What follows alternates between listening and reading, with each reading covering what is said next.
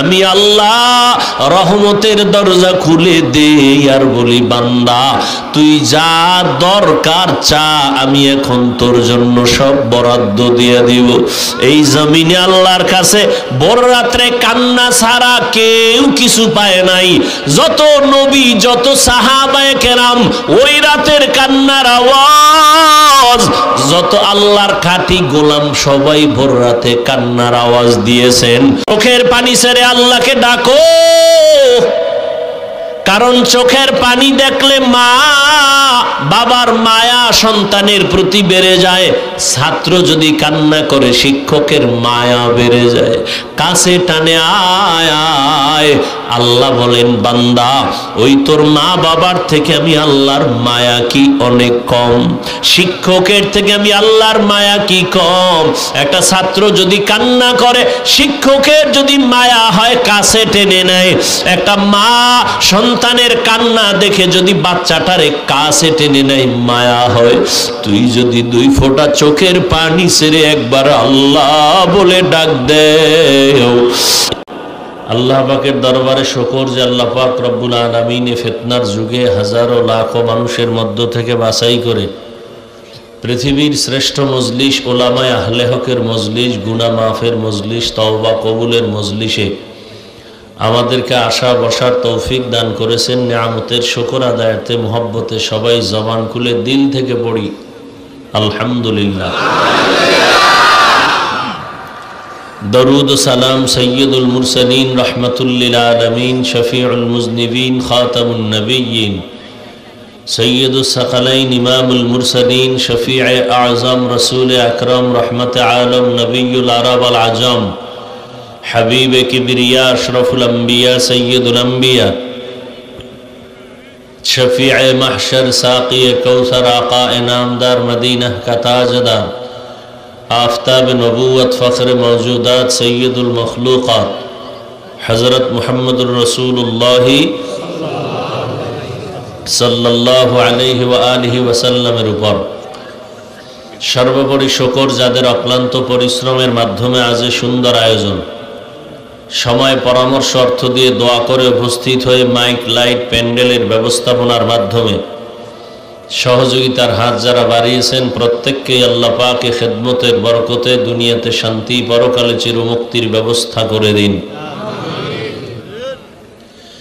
दीर्घ समय हजरत उलामाए केराम आलोचना रेखेছেন, আপনারাও শুনেছেন। उलामाए केरामদের কথাগুলো सही तरीकाয় সকলকেই আমল করার তৌফিক দান করেন। उलामाए केराমের इज्जतকে আল্লাহ বেশি বেশি বাড়ায় দেন। फेसबुके लेखार द्वारा मीडियाय अपप्रचारेर द्वारा जरा आलेमदेर इज्जतके छोटो करार षड़यंत्र करे आल्लाह ओদের हेदायत दान करें। परिशेषे आमी आपनादेर दोया नेওয়ার आशाय संक्षिप्त किछु कथा बलार नियते कुरआने हकीमेर एक आयाते करीमा तिलावत करेছি। नबीजीर हादिस थेके एकटी हादिस पढ़ेছি। एखलास रूहानियतेर समन्वय सही तरीकाय सही नियते सही किछु कथा बलार मतो शुनबार मतो आमाके आपनादेर प्रत्येककेई आल्लाह रब्बुल आलामीन तौफिक दान करें। वमा अरसालनाका इल्ला रहमाताल लिल आलामीन। आल्लाह बोलेन हे रसूल करीम सल्लल्लाहु अलैहि व आलिहि वसल्लम, आमी आपनाके पृथिवीते प्रेरण करी नाई, हाँ करेছি जगत समूहेर रहमत हिसाबे। हादिसे पाके नबी बोलेन कुल्लु उम्मती यदखुलूनाल जान्नाता इल्ला मान आबा। नबी बोलेन सब उम्मत जान्नाते जाबे जारा आमी मुहम्मद के माने ना, अस्वीकार करे, तारा जाबे ना। किला मान आबा। साहाबाए केराम बोलेन हे आल्लाहर रसूल आपनाके अस्वीकार करे माने ना, तारा कारा? मन अताअनी दखलाल जन्ना व मन असानी फकद आबा। नबीजी बोलेन जारा आमार इत्तेबा करे, इताअत करे, अनुगत्य बा अनुसरण करे तारा जान्नाते जाबे। जारा आमार बिरुद्धाचरण करे तारा जान्नाते जाबे ना। এই কথাটা একটু আবার বলছি, খেয়াল করেন। ১৫০০ বছর আগে নবীজি বলে দিয়েছেন কে নবী মানে কে মানে না। নতুন করে কোনো মুফতি সাহেবের ফতোয়া নেয়ার কোনো প্রয়োজন নেই। কারণ পৃথিবীর শ্রেষ্ঠ মুফতি আমার নবী। আমার নবীর থেকে শ্রেষ্ঠ কোনো মুফতি, কোনো মুহাদ্দিস, কোনো মুফাসসির, কোনো দার্শনিক, কোনো বৈজ্ঞানিক নেই। নবী ফতোয়া দিয়েছেন ১৫০০ বছর আগে, স্পষ্ট, কোনো অস্পষ্ট নেই। কে নবী মানে, কে মানে না। নবী বললেন সব উম্মত জান্নাতে যাবে, যারা নবী মানে না তারা জান্নাতে যাবে না। সাহাবায়ে কেরাম জিজ্ঞেস করলেন, ইয়া রাসূলুল্লাহ, আপনাকে মানে না তারা কারা? এই কথাটা খেয়াল করবেন। নবী বললেন, যারা আমার অনুসরণ, অনুকরণ, আনুগত্য করবে তারা জান্নাতে যাবে। কি বুঝলেন এখান থেকে? যারা নবীর অনুসরণ, আনুগত্য করে তারা জান্নাতে যাবে, তার মানে কি? তারা নবী মানে। আবার বলছি, যারা নবীর আনুগত্য বা অনুসরণ করে তারা জান্নাতে যাবে, তার মানে কি? তারা নবী। বিপরীত কথা কি দাঁড়াবে? যারা নবীর অনুসরণ করে না বা আনুগত্য করে না তারা নবী।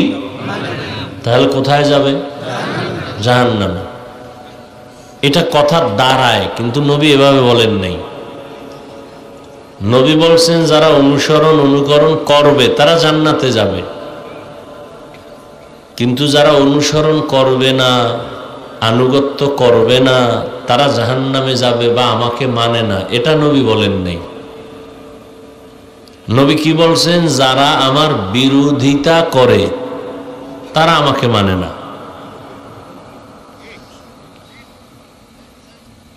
এখান থেকে কঠিন একটা পয়েন্ট আমরা খেয়াল করলে বুঝতে পারবো, যারা নবীর আনুগত্য, অনুসরণ করে তারা জান্নাতে যাবে, তার মানে তারা নবী মানে। তো বিপরীত কথা দাঁড়ায়, যারা অনুসরণ, আনুগত্য করে না তারা জাহান্নামে যাবে, নবী মানে না। কিন্তু নবী এ কথা বলেন নাই। নবী কি বলছেন? যারা বিরোধিতা করে তারা আমাকে মানে না।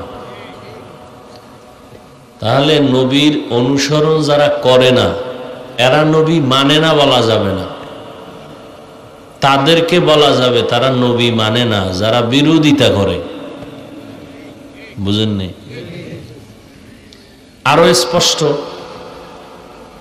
যারা নবীর অনুসরণ, আনুগত্য করে না এরা দুই দল। এরা কয় দল? এক দল আগ্রহী আর এক দল বিদ্রোহী। এক দল আর এক দল বিদ্রোহী। এক দল দরদি আর এক দল বিরোধী। যেমন আরো স্পষ্ট উদাহরণ দেই, কথার কথা বুঝাবার জন্য বলছি।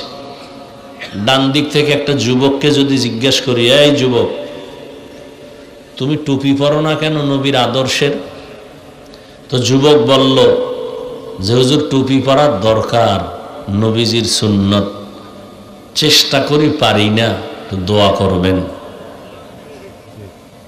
কি বুঝলেন? সে বিদ্রোহী না আগ্রহী? বিরোধী না দরদি? বাম দিক থেকে একজনকে জিজ্ঞাসা করলাম, এই যুবক, টুপি পরো না কেন নবীর সুন্নত? সে আমার কথাটা শেষ না হতেই জবাব দিল, না পড়লে অসুবিধা কি? টুপির মধ্যেই কি ইসলাম? আগ্রহী না বিদ্রোহী? দরদি না বিরোধী? রসুলের আদর্শের বেলায় বিদ্রোহীর আর এক নাম বেয়াদব। রসুলের আদর্শের বেলায় বিদ্রোহীর আর এক নাম গাদ্দার। যে আগ্রহী তাকে গালি দেওয়া যাবে না, যে বিদ্রোহী তাকে ছাড় দেওয়া যাবে না। ব্যবধানটা বুঝেননি? একজনে নামাজ পড়ে না, মনের মধ্যে কি আছে? আগ্রহ আছে। আর একজন নামাজ পছন্দ করে না, দুইজন কি সমান? দোনোজনের মাথায় টুপি নেই, কিন্তু একজন টুপি পরে না, আর একজন টুপি পছন্দ করে না। একজনে নামাজ পড়ে না, আর একজন নামাজ পছন্দ করে না। এটা মুমিন, ওটা বেঈমান। তাহলে যে নামাজ পড়ে না তাকে গালি দেওয়া যাবে না, যে নামাজ পছন্দ করে না তাকে ছাড় দেওয়া যাবে না, সুযোগ পেলেই জুতার বাড়ি। তাহলে দুইজনই টুপি পরে না, দুইজনই নামাজ পড়ে না, কিন্তু দুইজনকে বলা যাবে না নবী মানে না। যে বিদ্রোহী তাকে বলতে হবে সে নবী মানে না, যে আগ্রহী তাকে বলা যাবে না সে নবী মানে না। কথা ক্লিয়ার?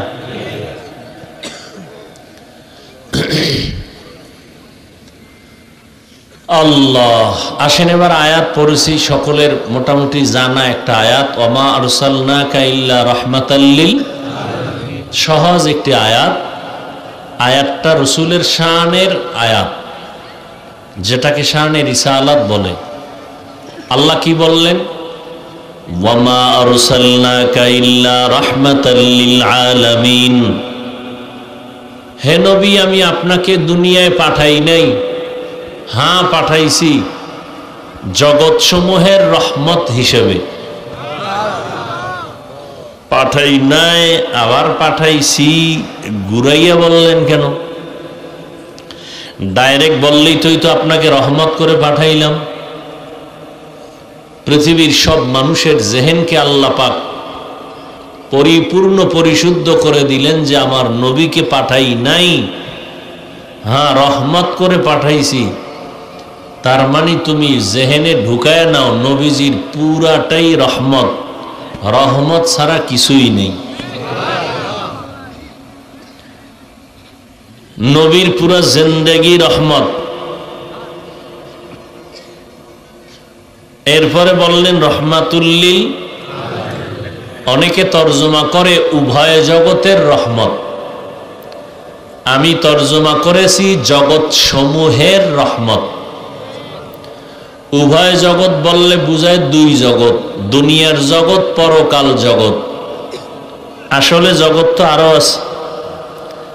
রুহের একটা জগৎ আলাদা, মায়ের গর্ভের জগৎ আলাদা, দুনিয়ার জগৎ আলাদা, আলমে বরজাক কবর জগৎ আলাদা, হাসরের ময়দানের এক জগৎ আলাদা, জান্নাত জাহান্নামের ভেতরের আরেক জগৎ আলাদা। আল্লাহ বলেন সব জগৎ সমূহের জন্য আমি আল্লাহ হলাম রব, আমার রসুলকে বানাইলাম রহমত। আমি হলাম রব্বুল আলামিন, আমার রসুলকে বানাইলাম রহমাতুল্লিল আলামিন।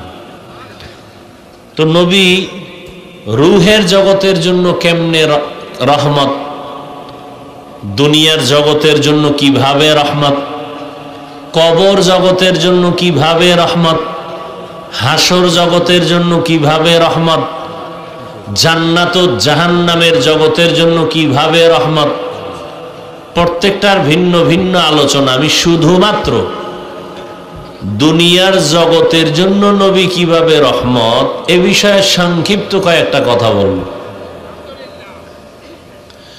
দুনিয়ার জগতের জন্য আমার নবী রহমত। ওয়ামা আরসালনাকা ইল্লা রাহমাতাল লিল আলামিন। দুনিয়ার নবী দুনিয়ার মানুষের জন্য রহমত। রহমতের নবী আমার পুরুষের জন্য আলাদা রহমত, তেমনি ভাবে নারীদের জন্য নবী আলাদা রহমত। মুমিনদের জন্য যেমন নবী রহমত, বেঈমানদের জন্য আমার নবী আলাদা রহমত। গোটা মানুষের জন্য আমার নবী যেমন রহমত, তেমন জঙ্গলের প্রাণীদের জন্য আমার নবী আলাদা রহমত। সমুদ্রের ভেতরে যত প্রাণী আছে, মাছ, এগুলোর জন্য আমার নবী রহমত। এই দুনিয়ার আলোচনা করতেছি, গোটা জগতের জন্য আমার নবী রহমত। মারা গাছের জন্য আমার নবী রহমত। নবী খেজুর গাছ একটা মরা ট্যাক লাগায় খুতবা পড়তেন। কিছুদিন পরে নবী ভিন্ন একটা মিম্বর বানালেন, এটা বাত। হাদিসে পাকে নবী বলেন, মানুষ যেমন কান্না করে মরা খেজুর গাছটাও তেমন কান্নার আওয়াজ দিতেছে। রহমতের নবী বললেন, রে মরা গাছ কেন কাঁদো, কি চাও? মরা গাছে নবীর সাথে কথা কয়, নবী আপনার বিরহের বেদনায় কান্না করি, তুমি কি চাও? আমি দোয়া করি তুমি আবার তাজা হয়ে যাও, তোমার গাছের মধ্যে আবার ফল আসবে, আমার উম্মতের আবার ফল ভক্ষণ করবে। খেজুর গাছ বলে, নবী তা চাই না, কি চাও? বলে, ইয়া রাসূলুল্লাহ, মানুষের মতো আমার জানাজা পড়াবেন, এখানে দাফন করবেন, হাসরের ময়দানে আমি আপনার সাথে জান্নাতে থাকতে চাই। উস্তুনে হান্নানা আজ হজরে রসুল, নালামি জাদ হাম চুয়ার বাব উকুল। মরা গাছের জন্য নবী রহমত, জঙ্গলের প্রাণীদের জন্য আমার নবী রহমত, গর্তের পিপিলিকার জন্য আমার নবী রহমত। মায়ার নবী রহমাতুল লিল আলামিন। আল্লাহ পাক আমার নবীকে কি না দিয়েছেন যা আর কোন নবী পান নাই, উম্মতেরা পান নাই। অন্য নবীর উম্মতেরা নবী সহ নির্দিষ্ট স্থানে যায় নামাজ পড়তে হতো, ভিন্ন জায়গায় পড়লে কবুল হতো না। আল্লাহ পাক আমার নবীকে বলেন, হে পয়গম্বর, পুরা জমিনটা আমি আপনার মোহাব্বতে যায় নামাজ বানায় দিলাম, আপনার উম্মতের জানায় দেন জমিনের যে কোনো জায়গায় সিজদা দিবে সেখানেই আমি কবুল করে ফেলব। তার মানে কবরে দিলেও কবুল, বটগাছেরে দিলে কবুল, হ্যাঁ, সূর্যকে দিলে কবুল। সাবধান, মানুষ দামি না বটগাছ দামি?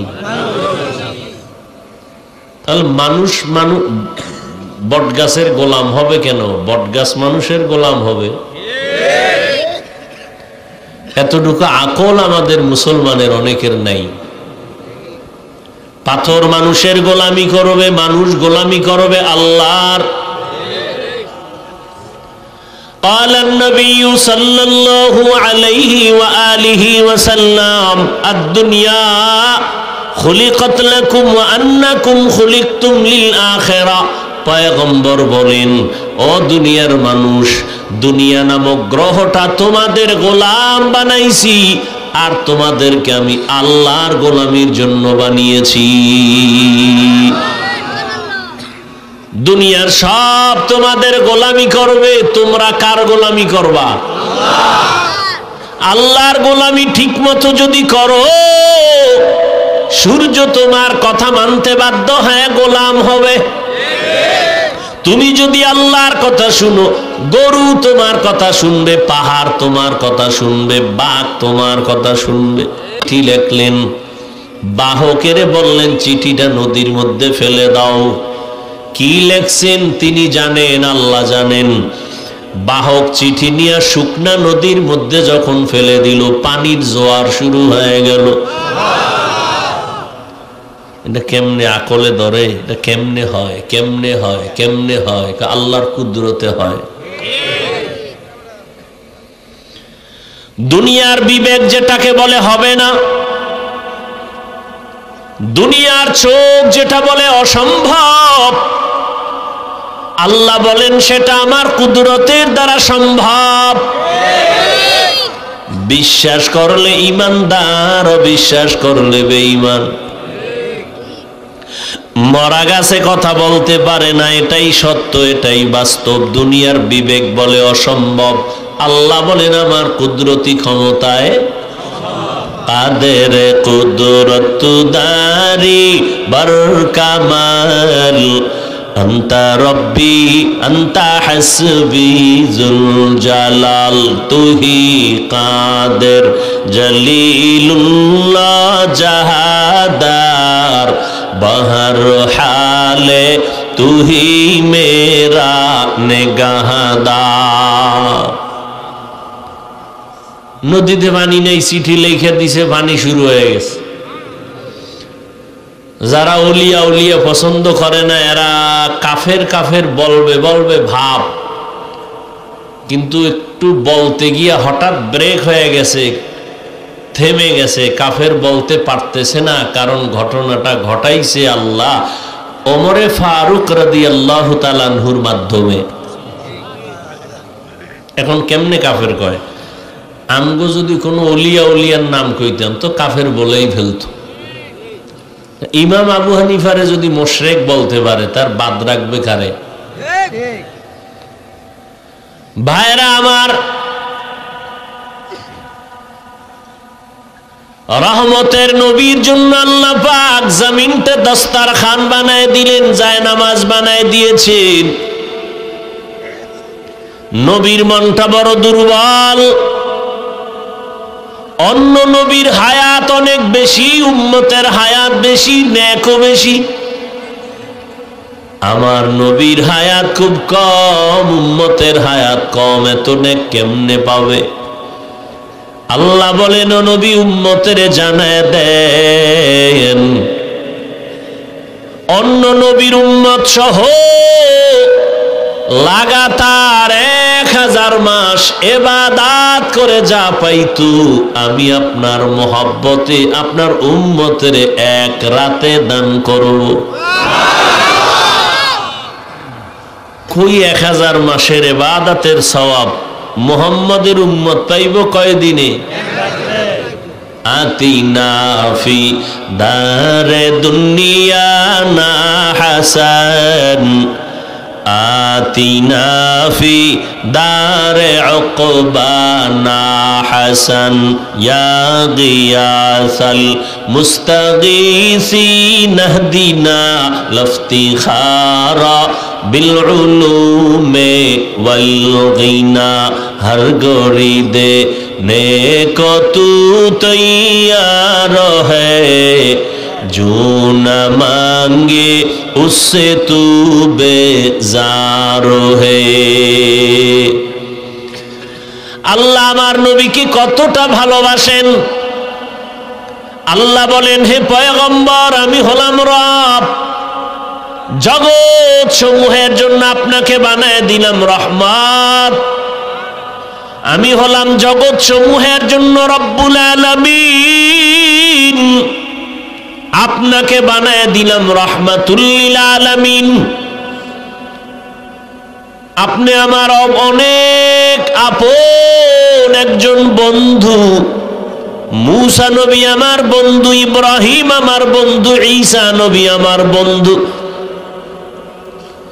ইসমাইল নবী আমার বন্ধু, ইউসুফ নবী আমার বন্ধু, নূহ নবী আমার বন্ধু, দাউদ নবী আমার বন্ধু, সব নবীরা বন্ধু, আপনিও আমার বন্ধু। ব্যবধানটা কোথায় জানেননি রে নবী? সব নবী রাসূল আমি আল্লাহ তাআলার আশিক, আর আমি আল্লাহ নিজে হলাম আপনি মুহাম্মদের আশিক। ব্যবধান আছে না নেই? সব নবীরা কার আশিক? কথা বল। আল্লাহ কার আশিক? আল্লাহ কার আশিক? ওগো নবীর উম্মতেরা,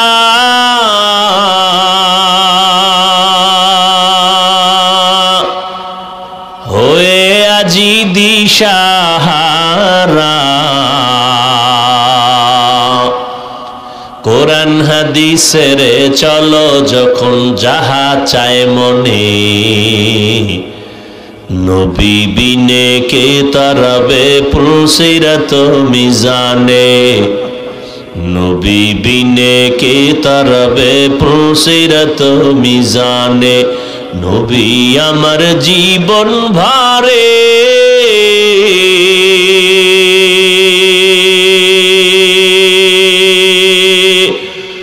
দিনের লাগি কষ্ট করে দান দান শহীদ করিলেন উহুদেরই ময়দানে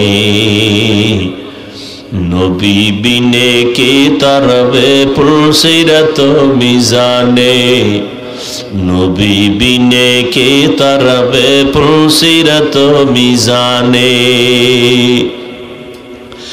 এমন এতিম নবী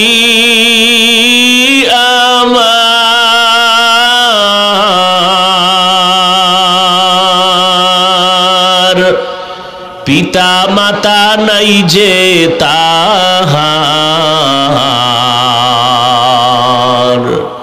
তারপরেও কত মারা মারলো তাকে দুশ্মনে নবী বিনে কে তারাবে পুলসিরাত মিজানে নবী বিনে কে তারাবে পুলসিরাত মিজানে এরে নবীর আশিক আল্লাহ পাক বলেন ও পয়গম্বর আপনার উম্মতেরে জানায় দেন যদিও হায়াত কম তবে হায়াতে বরকত আমি আল্লাহ বাড়ায় দিব আপনার উম্মতের হায়াত যদিও কম তবে হায়াতে বরকত হবে অনেক বেশি আপনার উম্মত যদি 5 ওয়াক্ত নামাজ আদায় করে আমি আল্লাহ আপনার মোহব্বতে 50 ওয়াক্ত নামাজের সওয়াব দিয়ে দিব আপনার উম্মতের আমি হায়াত কম দিলেও বরকত কমাই নাই 5 ওয়াক্ত নামাজ ফরজের আগে তাহাজ্জুদের নামাজ ছিল বাধ্যতামূলক 5 ওয়াক্ত নামাজ ফরজ হয়েছে তাহাজ্জুদের ফরজিয়াতটা শিথিল হয়ে গেছে কিন্তু মর্যাদা কমায় নাই আল্লাহ তাআলা বলেন নবী জানায় দেন আপনার উম্মত যদি এশার নামাজ পড়ে ঘুমায় আবার ঘুম থেকে উঠে যদি ফজর আদায় করে ঘুমাইয়া যে সময় কাটাইলো এই সময় আমি নেকের পাল্লায় ওজন দিব আপনার উম্মতের হায়াত অনেক কম বরকত অনেক বেশি 1000 মাস ইবাদত করে অন্য নবীর উম্মতেরা যা পাবে আমি আপনার উম্মতের এক রাতের ইবাদতে দিয়ে দিব জানেন নি এই রাতটা কোনটা কবে ইন্না আনজালনাহু ফি লাইলাতিল কদর ওয়া মা আদরাকা মা লাইলাতুল কদর লাইলাতুল কদরি খায়রুম মিন আলফি শাহর 1000 মাস এর থেকেও আরো বেশি ওর সমান না আরো বেশি খায়রুন মিন আলফি শাহর 1000 মাস থেকেও উত্তম বলে কত বেশি কয় যখন কোরআনের এই আয়াত নাজিল হইছে তখন সর্বোচ্চ গণনার সীমা ছিল 1000 তাহলে বেশি কত কয় এখন আসছে কত লাখ কোটি মিলিয়ন ট্রিলিয়ন বিলিয়ন কিয়ামত পর্যন্ত যত আসবে এর 1000-এর সাথে হাজারের সাথে লাগায় দাও 1000 মাস ছিল এখন 1000 লক্ষ 1000 কোটি 1000 মিলিয়ন 1000 ট্রিলিয়ন 1000 বিলিয়ন ইবাদত করলে যা পাবে এক রাতে মুহাম্মদের উম্মত তা পাবে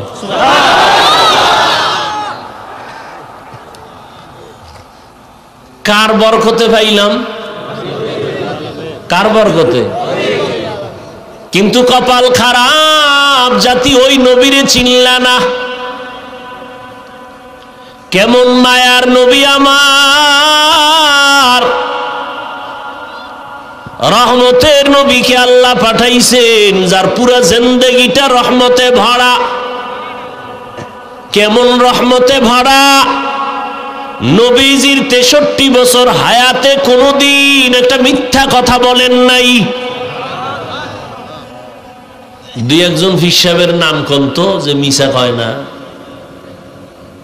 আসেনি? কর না কেন? না থাকলেও তো বলবেন নাই। বাপ ধরে বয়ে রয়েছেন কেন? দুই একজন নেতার নাম কন যে মিছা কয় না, তা ফুলের থেকে পবিত্র হয় কেমনে? চাপাবাজি। কেমন একজন নবী আমার, যার 63 বছর হায়াতে ভুলেও একটা মিথ্যা বলেন নাই। আপনি চিন্তা করতে পারেন, সে তো শিশু, কিশোর, যুবক, অজান্তেও তো অনেক কিছু মানুষ কইরা ফেলায় না? তো কেমন নবী যে পৃথিবীতে আগমন থেকে ইন্তেকাল পর্যন্ত ভুলেও একটা মিথ্যা কথা বলেন নাই। আমরা তো হাসতে হাসতে অনেক কিছু বলি, আরে মিথ্যা ধরিও না, এটা একটা তামাশা করলাম, মজাক করলাম। কেমন মায়ার নবী আমার, তার 63 বছর হায়াতে কোনোদিন কখনো ভুলেও কাউকে একটা গালি দেন নাই। কেমন রহমতের নবী আমার, যে নবীর সামনে দাঁড়াইয়া হাজারো গালি দিয়েছে ইহুদি বেঈমানরা, অকথ্য ভাষায় নবীর সামনে দাঁড়ায়া গালি। নবী জীবনে গালি দেন নাই তো দেন নাই, জীবনে কোনো গালির জবাবও দেন নাই। গালি না দেওয়াটা বুঝলাম, ঠিক আছে, জবাব না দিয়ে কেমনে পারলেন? যে সামনে দাঁড়ায়া কত বেঈমান নবীকে গালি দিত, সামনে দাঁড়ায়া অকথ্য ভাষায় গালি নবীর সামনে। নবী জীবনে গালি দিবেন দূরের কথা, একটা জবাব দেন নাই। আরো আশ্চর্য কথা, আমার নবীজির রহমতের নবী 63 বছর হায়াতে কোনোদিন চোখ মোবারক গরম করে কারো দিকে তাকান নাই। চোখ গরম করে কারো দিকে। কেমন মায়ার নবী, সেই নবীর আদর্শের উম্মত আমরা। আল্লাহর কুদরতটা কেমন, যার পুরাটাই রহমত, পুরাটাই সুন্দর, সৃষ্টির শ্রেষ্ঠ আদর্শে ঘেরা, এত পৃথিবীর শ্রেষ্ঠ ব্যক্তিকে এমন এক জায়গায় পাঠাইলেন যেই জায়গার প্রত্যেকটা মানুষের মাথা তালু থেকে পা পর্যন্ত ওয়াল পুরাটাই নাপাক, এতটাই নাপাক, পুরা মানুষগুলো খারাপ, জমিনটাকে বানাইছে খারাপ। ওই ময়দানে ওই চূড়ান্ত একটা খারাপ মানুষের মাঝখানে সৃষ্টির শ্রেষ্ঠ পবিত্র নবীকে আল্লাহ পাঠাইল। আশেপাশে মাফ করুক বুঝাবার জন্য বলি, কোথাও যদি এখানে যাত্রা গান হয় অথবা কোনো পতিতালয় থাকে যেখানে অবাধে জেনা হয়, তো মুসলমান বললে এটাকে ফিরাইতে হবে, তো ছোটখাটো কিছু হুজুর আগে পাঠাইবে। বড় হুজুর বাংলাদেশের যাইব না, আগে বড় হুজুর যাবে না, আগে দেখো ওখানের কি হালাত, ঠিক না? এরপরে বড় হুজুরের কে আইসা খবর দিবে, তারপরে সে একটা পদক্ষেপ নিবে। বড় হুজুর যদি আগে যায় তাহলে অনেক আপনজনেরাও বলবে হুজুর এটা কাম ঠিক করে নাই। আমরা যাইতাম, হুজুর গেলেন কেন এত নিকৃষ্ট জায়গায়? কিন্তু আল্লাহর কুদরত কি, পৃথিবীর ইতিহাসে ওই সময় মক্কার মানুষের মতো চূড়ান্ত চরিত্রহীন লম্পট পৃথিবীতে আর কোথাও ছিল না, মানে খারাপের চূড়ান্ত।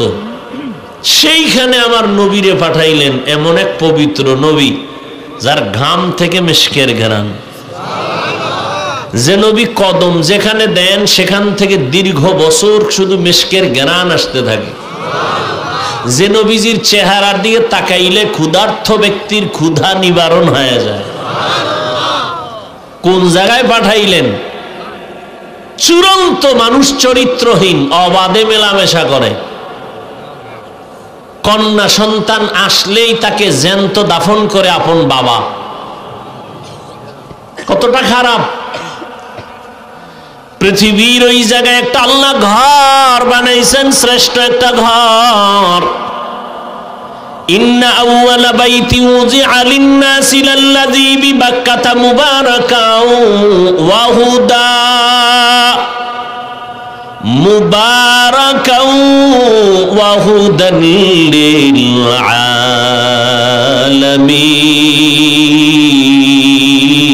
আলামিন। আল্লাহ জমিনটা বানায় একটা ঘর বানাইছেন, আর কিছু নাই জমিনে। জমিনটা বানাইয়েই আল্লাহ একটা ঘর বানাইছেন। প্রথমে ছিল পানি, সাগর, সমুদ্র, সব মাওলার কুদরত। কেন মেনো চলবে না। আল্লাহ পাক সব বুঝার মেমোরির মধ্যে জিবি দেন নাই। আপনার মেমোরির জিবি 2, আপনি 8 জিবির মেমোরিতে কি আছে এটা যদি টানাটানি করেন তাহলে ওটাও হ্যাং, আপনিও হ্যাং। বুঝেননি? তাহলে মানুষের মধ্যে মেমোরির জিবি আছে, কিন্তু বুঝেন না। মেমোরি কার্ডের সাইজ সমান না, কথা বলেন না কেন? 1 জিবি মেমোরির যেই ডিজাইন, যেই সাইজ, 8 জিবি মেমোরির সাইজও কি এক না? ভিতরের কারবার কি এক? এই আমগো মেমোরি, এই ভিতরে মাথার সাইজ সব এক, ভিতরের জিবি কি এক? কারো জিবি 1, কারো জিবি 2, কারো জিবি 4, কারো জিবি 8। এভাবে মেমোরি মানুষের ব্রেনের মধ্যে আল্লাহ এমন জিবি দিছেন, আনলিমিটেড মেমোরি দেওয়া এর ভিতরে জিবি। এটা সারা দুনিয়াটাও যদি জ্ঞান ঢুকাইতেই থাকো, ঢুকাইতেই থাকো, ঢুকাইতেই থাকো, মেমোরির 1%ও শেষ হবে না। কিন্তু বেতালে উল্টাপাল্টা করলে আবার দেখবা যে মেমোরি হ্যাং হয়ে গেছে। এই যেটি আল্লাহরে গালি দেয়, নবীরে গালি দেয়, জিবি ছিল ঠিকই, কি হয়ে গেছে? হ্যাং হয়ে গেছে। কারণ সব বিষয় ভাবার মতো আল্লাহ সবাইকে মেধা দেন নাই।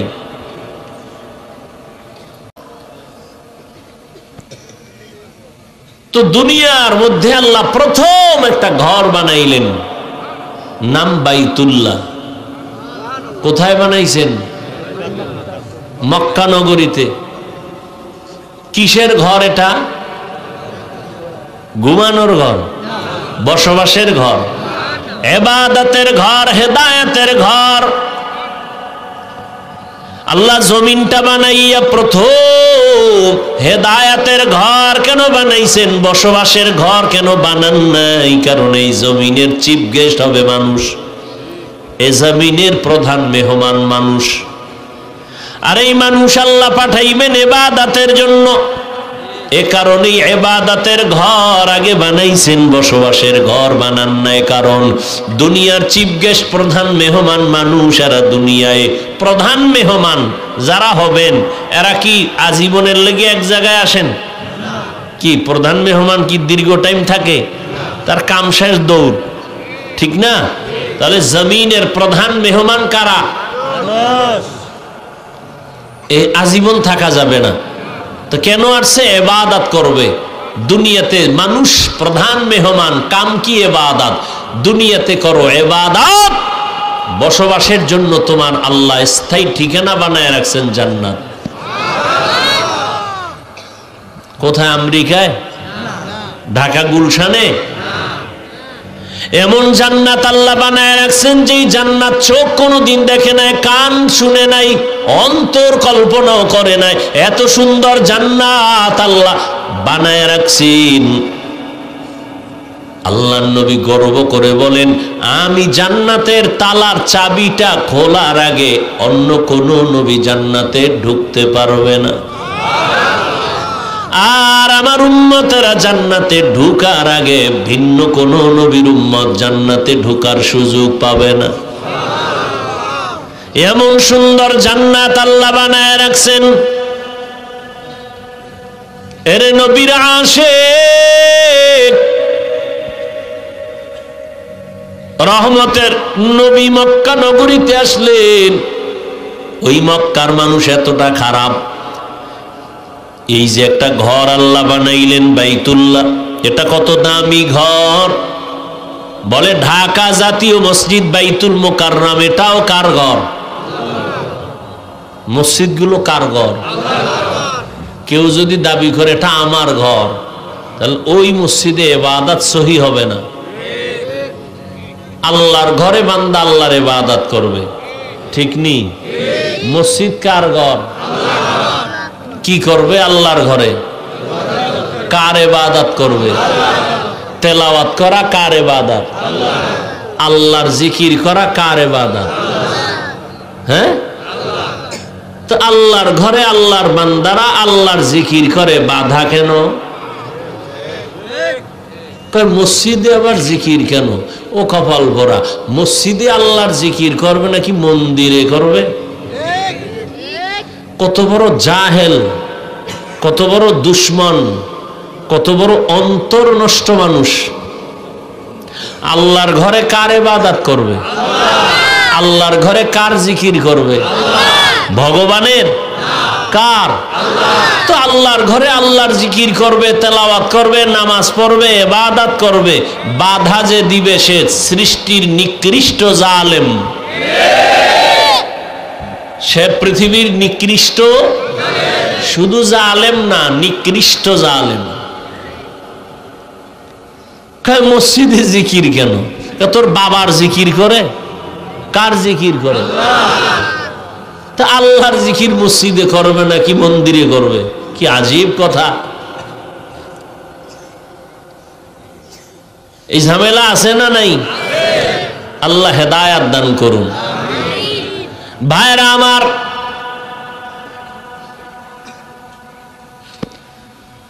হ্যাঁ, এমন একটা বাইতুল্লাহ, জাতীয় মসজিদ আল্লাহর ঘর, তবে বাইতুল্লাহর সমান নেই।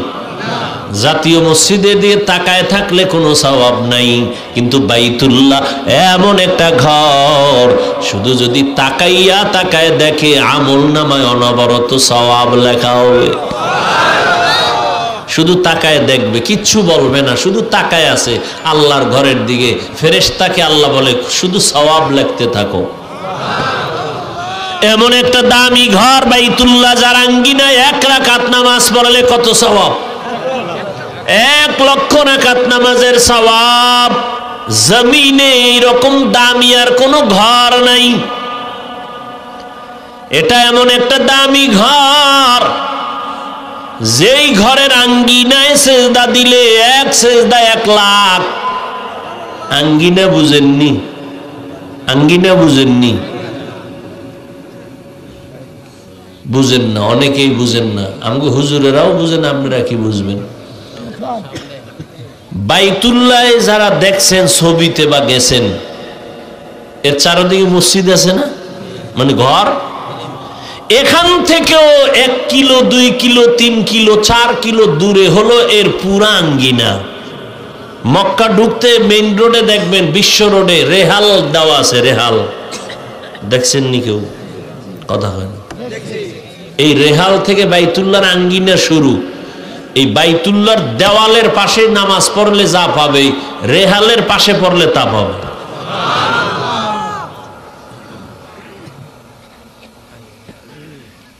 আমরা অনেকে মনে করি যে বাইতুল্লাহর এই ভিতরে ঢুকতে পারলে সব। হ্যাঁ, তবে জামাত অংশগ্রহণ করা, একই সাথে একই জামাতে সুন্নাত অনুযায়ী সব একটু বেশি হতে পারে। তবে মহিলাদেরকে পুরুষের সাথে নামাজের সাথে এক জামাতে নামাজ পড়ানো সম্পূর্ণ নিষেধ। পুরুষ বাইতুল্লাহর পাশে গিয়ে যা পাবে, মহিলা হোটেলে বয়ে নামাজ পড়লে তা পাবে। আল্লাহ যদি মহিলাকে হোটেলের মধ্যে নামাজ পড়াইয়া বাইতুল্লাহর পাশের সওয়াব দিয়ে দেয়, আপনার আপত্তি আছে? আপনি ধাক্কাইয়া এই মহিলাকে এরপরে বাইতুল্লাহর পাশে নিয়ে আসবেন, পুরুষের নামাজের পাশে দাঁড় করাবেন, ওনার নামাজও শেষ, পুরুষেরটাও শেষ।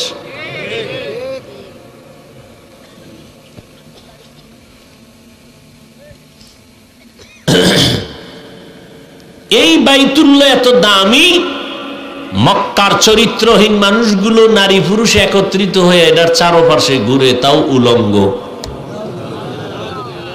কতটা খারাপ! আর সেখানে আসছেন কে? রহমতুল্লিল। মায়ার নবী আসছেন মাত্র 13 বছর। কয় বছর? মাত্র 13 বছরের ব্যবধানে চরিত্রহীন মানুষগুলো এত দামি হয়ে গেছেন রহমতের নবীর আদর্শের কারণে।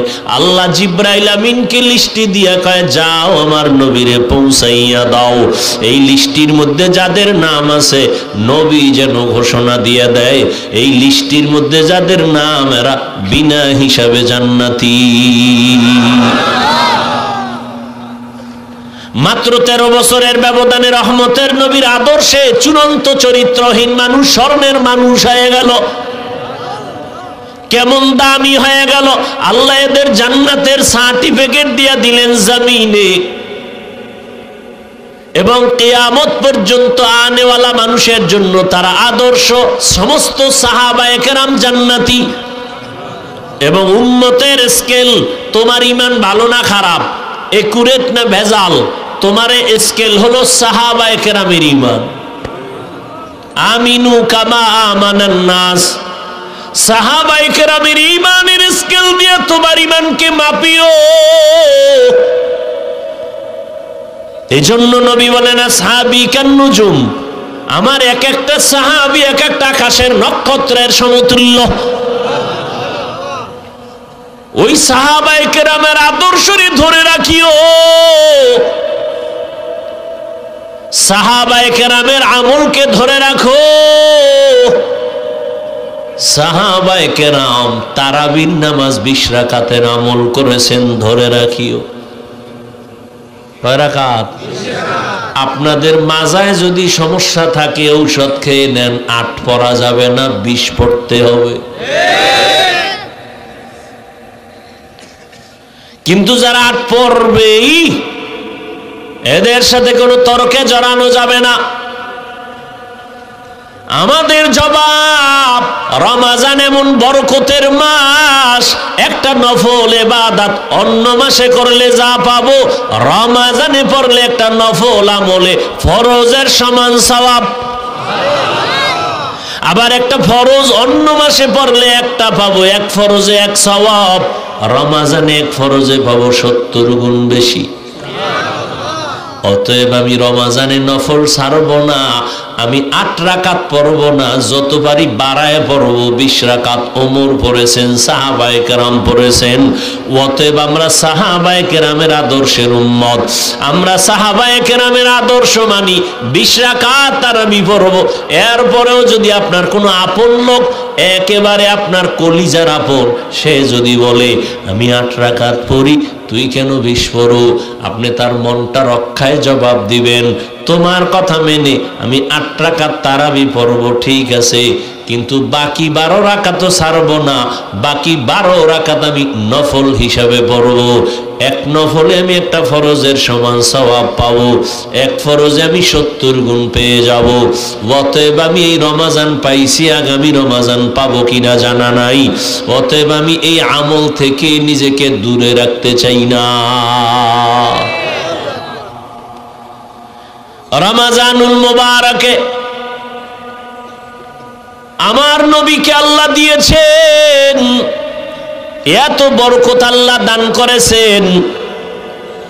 এই রমজানে বান্দা বেশি বেশি কোরআন তেলাওয়াত করো, কারণ আমার নবীর কাছে কোরআন আসছে। নবী কোরআন শরীফটা আমাদের কাছে আমানত রেখে গেছেন। ও উম্মত, কোরআনটা ধরে রাখবা, সম্মান কমবে না। রমজানে তুমি কোরআন তেলাওয়াত চালু করে দাও। ইমামে আজম আবু হানিফা 61 বার রমজানে কোরআন খতম করেছেন। ইমাম শাফিঈ রাহমাতুল্লাহ আলাইহি 60 বার কোরআন খতম করেছেন। এর নবীর আশিক উম্মতের দল রমজানে বেশি বেশি নামাজ, বেশি বেশি তেলাওয়াত, জবানে আল্লাহর জিকির করবেন, দরুদের আমল করবেন। যারা তেলাওয়াত পারেন না শিখবেন, কোরআন শিখতে 20 দিন লাগে, 20 ঘন্টা। কয় ঘন্টা? 20 ঘন্টা লাগবে। প্রতিদিন তারাবির পরে ঘুমের আগে 1 ঘন্টা সময় দেন। না পারলে সাহারি খাইয়া ফজরের নামাজের পরে 1 ঘন্টা সময় দিয়া মাত্র 20 রমজানে কোরআন শিখে ফেলেন। প্রথম রমাজান থেকে 20 রমাজানে কোরআন শিখে ফেলবেন। যেদিন চললে পড়তে পারবেন সেদিন নামাজে দেখবেন কি মজা। যারা পারেন না তেলাওয়াত চালু করে দেন। আপনার মেয়েকে কোরআন পড়ান, রমাজানে কোরআন পড়তেই হবে। দেখে দেখে কোরআন পড়ার ফজিলত বেশি। তার মানে কি তারাবির মাত্র ভেতরে মোবাইল খুলে কোরআন দেখবেন? হ্যাঁ,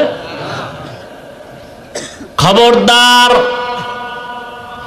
রমাজানে বেশি বেশি ইবাদত আর তাহাজ্জুদের নামাজটা পড়বেন, যেটা 11 মাসে সম্ভব না, এটা রমাজানে সহজ। কারণ সাহারি খাওয়ার পুরা টাইম হলো তাহাজ্জুদের টাইম। অতি গভীর হয় রজনী যখন, নীরবে প্রভুর নাম জপিও তখন। প্রভুর করুণা যদি পাইবারে চাও, গভীর রাতে উঠে প্রভুর গুণগান গাও। কি পরিমাণ আল্লাহর দুশ্মন হইলে কয়, আমার ঘরে কি ভাতের টান আছে, আমি রোজা রাখবো কেন? আমরা কি ভাতের অভাবে রোজা রাখি?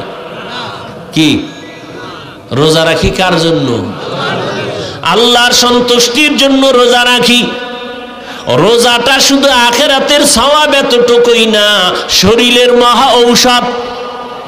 মহা আর কিছু কপাল পরার আর রোজারে বানাইছে রোগ। রোজা রাখলেই রোগ বাড়বে। আর আল্লাহর আশেক যারা, এরা বানাইছে রোজারে ঔষধ। যাবে রোজাই হলো রোগের ঔষধ। আমি রোজা রাখলেই সুস্থ। আমি রোজা রাখবো আল্লাহ, আমি রোজা একটাও ভাঙবো না, তুমি রোজার বরকতে আমাকে সুস্থ করে দাও। আর নিমক হারামের গোষ্ঠীরা বলবে রোজা রাখলে গ্যাস বাড়বে, রোজা রাখলে অসুস্থতা বাড়বে, পেটে সমস্যা হবে। যে যেমন নিয়ত করে তার ফলাফলও কি এমনই হবে। ও আল্লাহর বান্দারা, ভালো করে বুঝেন, রমজানের এই রোজা ছাড়া যাবে না। বালেগ বালেগা, ও পর্দার আড়ালের আম্মা জানেরা, বোনেরা, প্রাপ্ত বয়স্ক যদি বয়সে উপনীত হয়ে থাকেন, রোজা ভাঙ্গা যাবে না। নবী বলেন, বিনা কারণে যদি একটা রোজা ভেঙ্গে দাও, সারা জিন্দেগি যদি রোজা রাখো, এর বরকত আর পাবা না। একটা রোজার দাম কত? বলে একটা উড়ন্ত জন্মগত একটা কাক, একটা কাক জন্ম লগ্ন থেকে যদি উড়তে থাকে, উড়তে উড়তে উড়তে উড়তে কাকের হায়াত বেশি, কমপক্ষে 1000 বছর। একটা কাকের হায়াত কমপক্ষে 1000। এই 1000 বছর যদি উড়তেই থাকে, উড়তে উড়তে বুড়ো হয়ে গেছে, কত দূর গেছে গা? তো কাগজ কলমে হিসাব মিলবে? হ্যাঁ, নবীজি বলেন, এক রোজার কারণে একটা কাক জন্ম থেকে 1000 বছর যদি উড়িয়া সামনে যায়, ও কত দূর গেল? এক রোজাদার এক রোজার কারণে জাহান্নাম থেকে তত দূর পিছনে গেল। এরে আল্লাহর বান্দারা, রোজার মধ্যে তাহাজ্জুদের এই সুযোগ হারাবেন না, খবরদার। 2 রাকাত নামাজ পড়বেন সাহারি খাওয়ার আগে বা পরে। পরে তো বাঙালি পারবে না, কারণ আজান দিলেও খায় না। পারলে কয় বিড়ি করে, কয় একটা বিড়ি দে। যারা পানখোর কয় পান্ডা দে। আজান দিছে, কি হইছে? এখনো পরিষ্কার হয় না, আকাশ অন্ধকার। জানালা দিয়ে দেখা যায় অন্ধকার, অন্তত পান্ডা তো খাওয়া যায়। অতএব 2 রাকাত তাহাজ্জুদ কমপক্ষে, বেশি পারলে তো আলহামদুলিল্লাহ। ওই টাইমে আমার আল্লাহ প্রথম আসমানে আসেন, আল্লাহর কাছে বলবেন, আল্লাহ তুমি যদি তৌফিক না দাও, আমার দ্বারা সম্ভব না। আমার ছেলেটা দিনের উপরে নাই, তুমি হেদায়েতের মধ্যে ঢুকায়া দাও। ওই টাইম এমন টাইম, বান্দা চাইতে দেরি, আল্লাহ দিতে দেরি না। আপনার স্ত্রী নিয়ে সমস্যা, দোকান নিয়ে সমস্যা, ব্যবসা নিয়ে সমস্যা, চাকরির সমস্যা, বিবাহের সমস্যা, তাহাজ্জুদে আমার মালিকের কাছে বলো। ডাক্তারের রোগের কথা না বললে ঔষধ কেমনে হবে? আমার মাওলা তো সব জানেন, ঠিক আছে, তবে চাও, চাইলে আল্লাহর মায়া আরো বাড়বে। চোখের পানি ছেড়ে আল্লাহকে ডাকো, কারণ চোখের পানি দেখলে মা বাবার মায়া সন্তানের প্রতি বেড়ে যায়। ছাত্র যদি কান্না করে শিক্ষকের মায়া বেড়ে যায়। কাছে টানে আয় আয়। আল্লাহ বলেন, বান্দা ওই তোর মা বাবার থেকে আমি আল্লাহর মায়া কি অনেক কম? শিক্ষকের থেকে আমি আল্লাহর মায়া কি কম? একটা ছাত্র যদি কান্না করে, শিক্ষকের যদি মায়া হয় কাছে টেনে নেয়। একটা মা সন্তানের কান্না দেখে যদি বাচ্চাটারে কাছে টেনে নেয়, মায়া হয়। তুই যদি 2 ফোঁটা চোখের পানি ছেড়ে একবার আল্লাহ বলে ডাক দে, আমি আল্লাহর ছেলে নাই, মেয়ে নাই, আমি বড় আদর করে তোরে বানাইছি। ও বান্দা, তুই জবানটা দিয়ে যখন আল্লাহ বলে ডাক দিবি, আমি আল্লাহর কুদরতি অন্তরে তুফান, মায়া রহমতের ঢেউ, আমি আল্লাহ রহমতের দরজা খুলে দেই আর বলি, বান্দা তুই যা দরকার চা, আমি এখন তোর জন্য সব বরাদ্দ দিয়ে দিব। এই জমিনে আল্লাহর কাছে ভোর রাত্রে কান্না ছাড়া কেউ কিছু পায় নাই। যত নবী, যত সাহাবায়ে কেরাম ওই রাতের কান্নার আওয়াজ, যত আল্লাহর খাঁটি গোলাম সবাই ভোর রাতে কান্নার আওয়াজ দিয়েছেন। আর একটা দোয়া কবুলের সময়, রোজাদার যখনই দোয়া করবে তখনই কবুল হবে। তবে রোজাদারটা রোজাদার হতে হবে। ওই রোজাও রাখবা, মিথ্যাও বলবা, ঝগড়াও করবা, এই রোজাদার হলে হবে না। রোজাদার তোমার চোখের রোজা, হাতের রোজা, কানের রোজা, পায়ের রোজা। অর্থাৎ রোজা মানি গুনাহ থেকে বেঁচে থাকো, পানাহার থেকে বেঁচে থাকো, আর রোজার দ্বারা তাকওয়া অর্জন করো। রোজা রাইখা যেমন খানার থেকে বাঁচলা, তাকওয়ার সবক আদায় করো, গুনাহ থেকেও বাঁচো, হাতেরও বাঁচাও, চোখেরও বাঁচাও। এইভাবে করিয়া তুমি যদি দোয়া করো সাথে সাথে কবুল। তবে এর মধ্যে আর একটা স্পেশাল সময় আছে, ইফতারি সামনে নিয়ে মাওলারে দোয়া করো, মাওলার কাছে বলো। ইফতারি সামনে নিয়ে দোয়া করবা, কসম আল্লাহর জায়গায় কবুল। কিন্তু আমাদের কপাল খারাপ, ইফতারির টাইমে এত কাজের আগ্রহ বেড়ে যায়, মহিলারও কাজের মধ্যে ব্যস্ত বানায় দিছে। আবার নিজে যা একটু সহযোগিতা করবে তাও করে না, খালি ভুল ধরে। বেসন কম হয়েছে কেন পেঁয়াজুর মধ্যে, এইবার শরবতে চিনি কম কেন, এই কেন কেন করতে করতে আজানি টের পায় নাই। আর মসজিদ টসজিদে যদি ইফতারি করা, হ্যাঁ তো আর এক বাজার, আর এক বাজার। ইফতারির টাইমে দোয়া কবুলের টাইম, দুনিয়ার কথা বলে মসজিদের ভিতরে বা বিভিন্ন অনুষ্ঠানে ইফতারির আয়োজন, বেশি মানুষ যেখানে বসে শুধু কথা কথা কথা, অথচ ওই টাইম চুপ করে আল্লাহর কাছে দোয়া করো। এই বরকতের মাস আর একবার পাবেন, গ্যারান্টি আছে। মায়ার নবী দোয়া করতেন, আল্লাহুম্মা বারিক লানা ফি রাজাব ওয়া শাবান ওয়া বাল্লিগনা রমাজান। ও যুবক, কয়দিন আর দুনিয়ায় বাহাদুরি করবা? তোমার মতো আমার মতো কত যুবক গত রোজায় ছিল, এই রোজায় নাই। ওই যে ঢাকাতে আগুন লেগে কত মানুষ চলে গেল, তুমি আগামীকাল বাঁচবা গ্যারান্টি নাই। এখন থেকে তৈরি হয়ে যাও, গুনাহ থেকে তওবা করো, আল্লাহর কাছে বলো, আল্লাহ রমজান আসতেছি, একটা রোজাও ভাঙবো না রে আল্লাহ, তোমার গোলাম হইয়া কবরে যেতে চাই। ও যুবক বাবারা, স্কুলে পড়ো, কলেজে পড়ো, চাকরি করো, ব্যবসা করো, বাধা নাই। তুমি ডাক্তারি পড়ো, ইঞ্জিনিয়ারিং পড়ো, বাধা নাই। তবে নবীর সুন্নত অনুযায়ী চলো, মা বাবার দোয়া নিয়ে চলো, ওলামায়ে কেরামের পরামর্শ নিয়ে চলো। জবানের গুনাহ বন্ধ করো, চোখের গুনাহ বন্ধ করো, মোবাইল দেখিও না, মোবাইলের গুনাহ থেকে বাঁচার চেষ্টা করো, আল্লাহর কাছে তওবা করো, মা বাবার দোয়া নাও।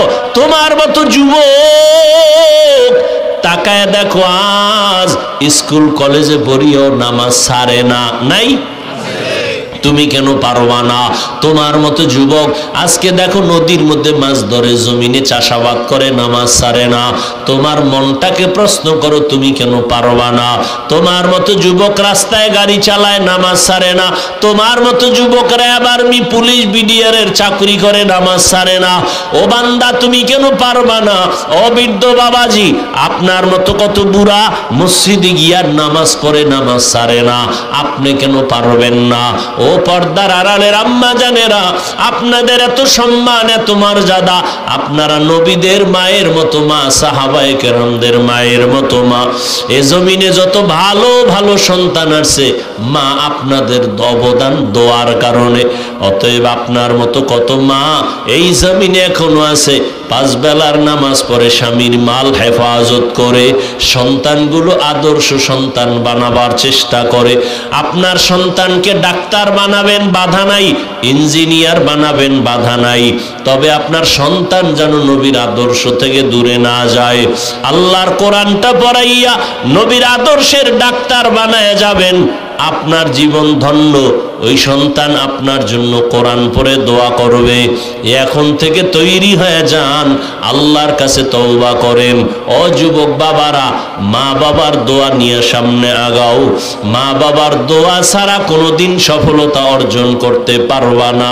পেছনের গুনার থেকে তওবা করো, মনে মনে আল্লাহকে বলো, হে মালিক, জীবনে যত অন্যায় করেছি আজ তওবা করে ফেললাম, নামাজ ছাড়বো না, বেপরদায় চলবো না, মা বাবাকে কষ্ট দিব না, ওলামায়ে কেরামের পরামর্শ নিয়ে নবীর তরিকায় চলবো।